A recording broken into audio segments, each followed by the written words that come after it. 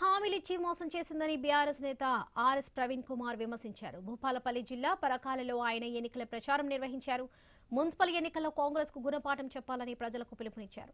కేసీఆర్ హయాంలో ఎన్నో సంక్షేమ పథకాలు అమలు చేశామన్నారు. నేను గురుకులాల సెక్రటరీగా అయితే ముందు వారు చెప్పారు 9 సంవత్సరాలు కేసీఆర్ గారి ప్రభుత్వంలో పనిచేసిన. నా దగ్గరికి చాలా తక్కువ మంది ఎమ్మెల్యేలు వచ్చేటోళ్ళు. వచ్చిన చాలా మంది ఎమ్మెల్యేలు కాంట్రాక్టర్ల బిల్లుల గురించో లేకపోతే ఇంకనెట్ గురించో వాటి గురించో వచ్చేవాళ్ళు. కానీ ధర్మారెడ్డి గారు మాత్రం మీ ప్రాంతంలో ఉండే పేద ప్రజల పిల్లలు ఎవరైతే ఉన్నారో, సార్ మీకేమైనా ఖాళీ ఉంటే ఆ పిల్లలకు మీ స్కూళ్ళలో అడ్మిషన్లు ఇస్తే వాళ్ళ జీవితాలు సెట్ అయిపోతాయి, వాళ్ళు కూడా మీలాగా ఆఫీసర్లు అవుతారని అన్నాడంటే, నిజంగా మీకు ఇంత మంచి ఎమ్మెల్యేను మరి మీరు ఎట్లా పోగొట్టుకున్నారో నాకైతే అర్థమైతే లేదమ్మా.